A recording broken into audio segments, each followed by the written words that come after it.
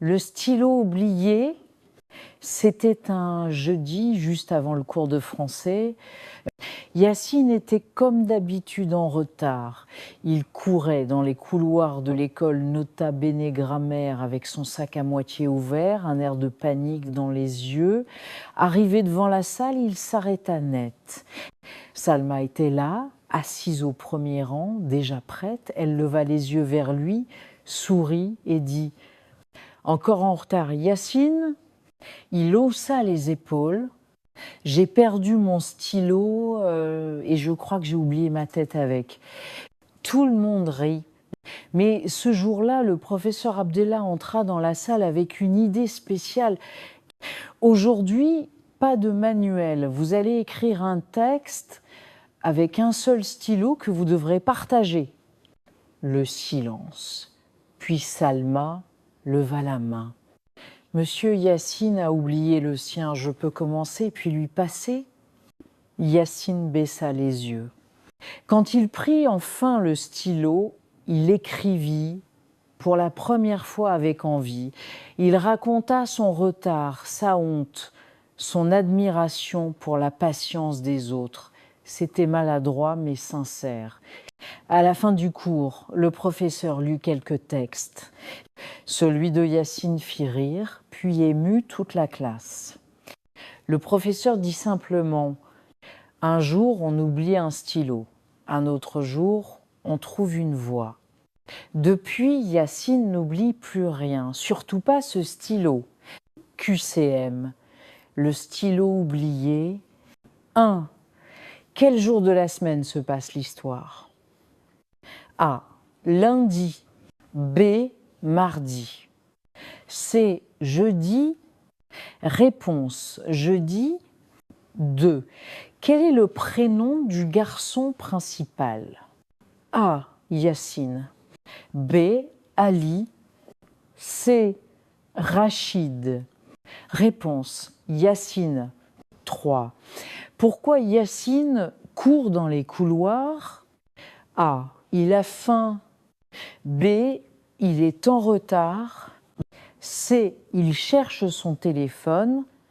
Réponse. Il est en retard. 4. Que dit Yacine quand il arrive en classe? A. Je suis désolé d'être en retard. B. Bonjour tout le monde. C. J'ai perdu mon stylo et ma tête avec. Réponse. J'ai perdu mon stylo et ma tête avec. 5. Qui est Salma? A. La sœur de Yacine. B. Une élève déjà installée en classe. C. La secrétaire. Réponse. Une élève déjà installée en classe. 6. Quelle réaction provoque la phrase de Yacine? A. Le silence. B. Les moqueries. C. Les rires de la classe. Réponse. Les rires de la classe. 7. Que décide le professeur ce jour-là? A. De faire un test. B. De faire une dictée. C. De faire écrire un texte avec un seul stylo. Réponse. De faire écrire un texte avec un seul stylo. 8. Qui commence à écrire en premier? A. Yacine. B. Salma. C. Le professeur. Réponse. Salma.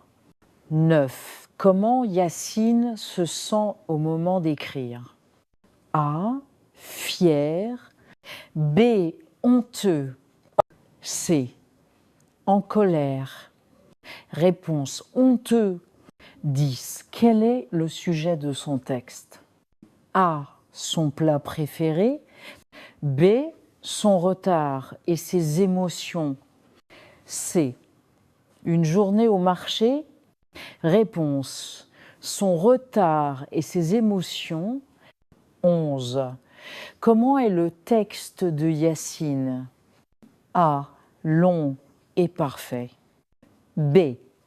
Courte mais ennuyeux.